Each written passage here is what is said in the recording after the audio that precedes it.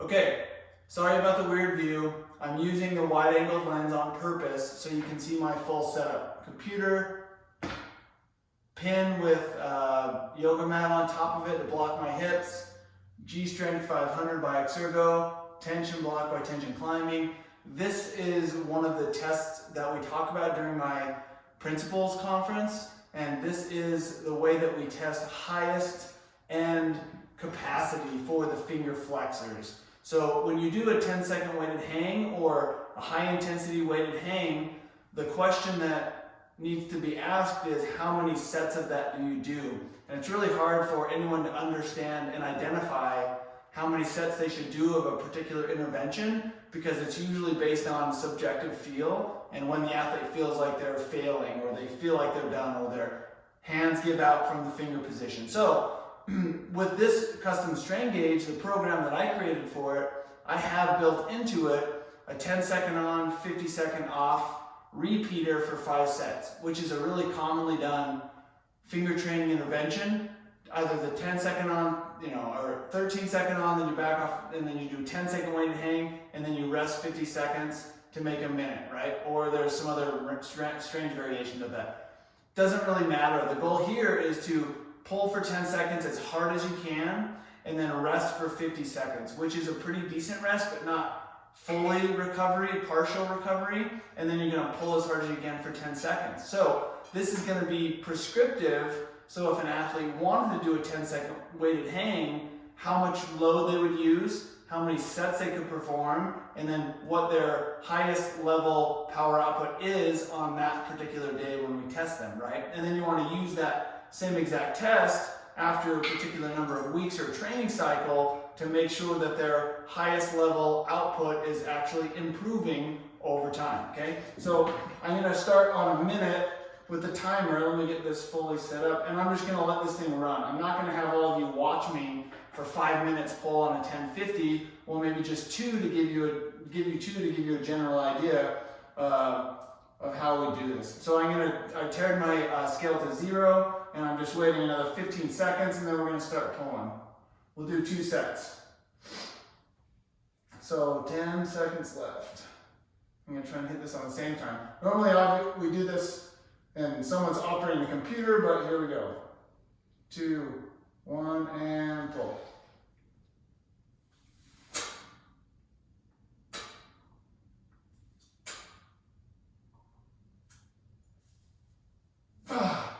And then we're just gonna let this thing run. Again, because the program has it built into it already, that it just uses all these numbers, and then it will give percentage maximum for every second, it will give strength to weight ratio for every second, it will give estimated hang load for every second.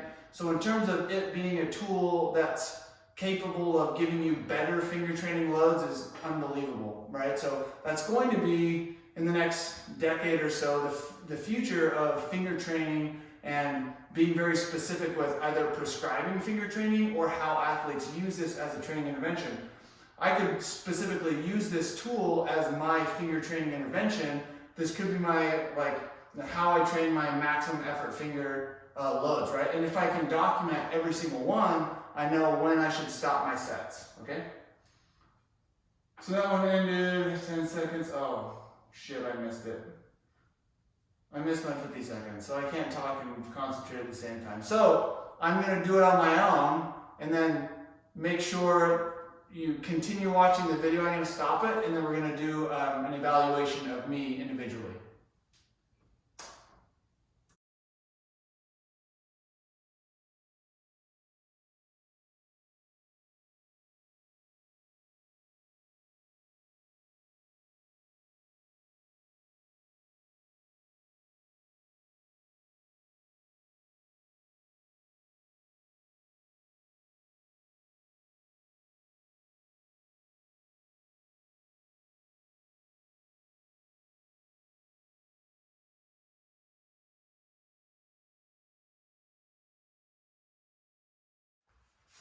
Okay, now that you've seen how easy the test is, we're gonna do some evaluations on the data and make some prescriptions for me based on our test.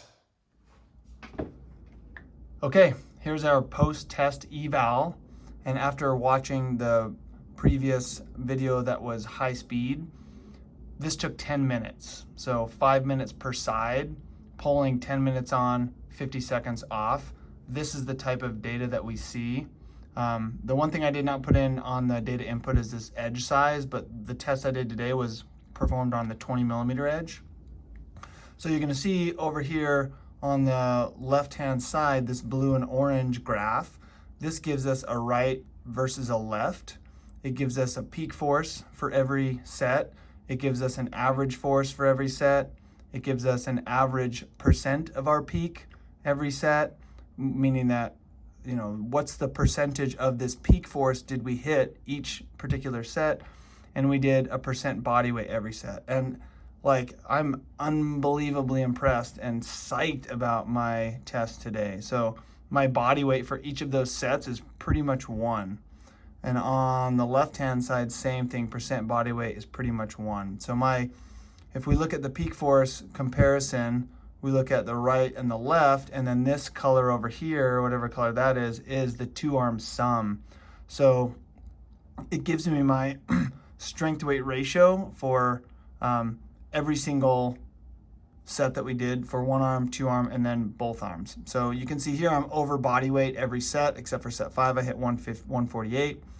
For the left side, right below body weight on a couple of these. This one's I kind of hiccuped on.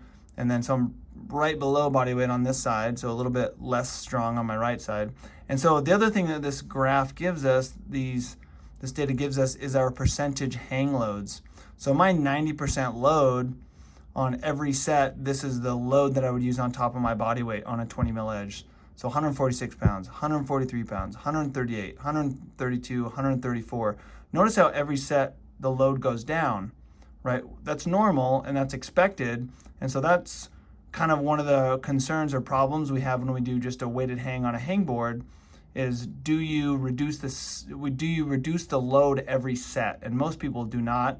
Most people keep the load fixed or maybe add load over time, but your muscles, based on your rest time, don't really have the capacity to do that. So if I was trying to train highest level output, I would use this 90% range.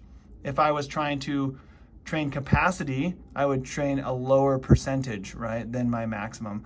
This is kind of not as great on this particular test, the 80 and 70, because my power output was all really high. It didn't have a lot of numbers to pull from to create these lower ones. That's why they're really not that different. So on my particular test on this 1050, this probably isn't that relevant, the 80 to 60% range, but this is the loads that I would use if I was training on a fingerboard. So if I wanted to do it the old school way, I would add 146 pounds to my body, and then I would maybe do the second set with the same load. The third set, I'd probably want to drop 5 pounds at least. Fourth set, probably drop another 5 pounds. Fifth set, could maybe keep it the same, right? That's a way that you could use this test to prescribe better training loads for your athletes that are safer for them to use. So I also talked about using this as the actual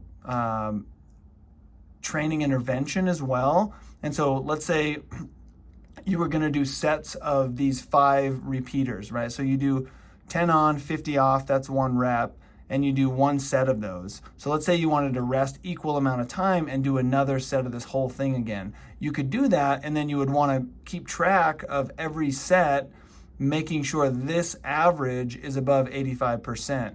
You know, the hang weight average would be, for me, maybe in the 140 range. Every set of my 10, 50 times 5 better be over, you know, 80% of 146, whatever that is, okay? So that's how you can use it as a safe training intervention too. So if you do 2 sets and after the second set, your capacity drops significantly, then you wanna stop that training for that day, okay? So, the other really cool visual that you can use for your clients or yourself that's a really good visual are these graphs. So this top graph right here is my maximum force graph.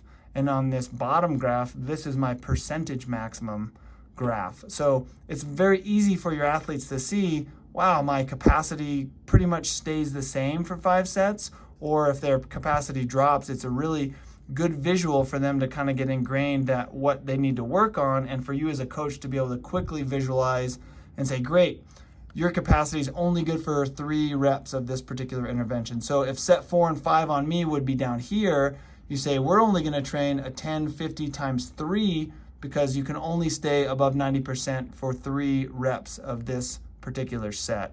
Whereas on me, I can make it through 5 reps of a 10-50 repeater on this particular set. So I would rest equal amount of time, 5 minutes, and I would do it again, right? And then I would see what my maximum looks like over 5 reps for the 10-50 repeater on the second go, and then make an analysis. Say on the second go, let's say I get to 3, so I can only do 3 at the highest level. So that means maybe a more prescriptive and more safe intervention for me would be a 10-50 times 5 times 2, which means, or times 1, I'm sorry, and then a 10-50 times 3, and then that would be my training intervention for the day. So don't do 10 full 10-second hangs, right? You would just do 3 on the second set. So I would only do 8 full 10-second hangs, right?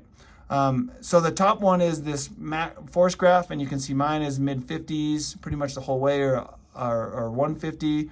And then this percentage max on the bottom just gives you the actual percentage of your max. And this is, the math down here is based on the percentage of the peak force for that particular effort. So my peak force on this set 1, all of these other percentages come off that peak force that I hit. So for this test, you want people to, be on time in terms of starting at 0 seconds so you can get a full 10-second effort, but you don't want them to yank down on the board really fast because that tends to reduce overall power output. So a little bit of preloading probably is okay before. So you want their peak to get as high as they can. You want to see if they can sustain that, okay?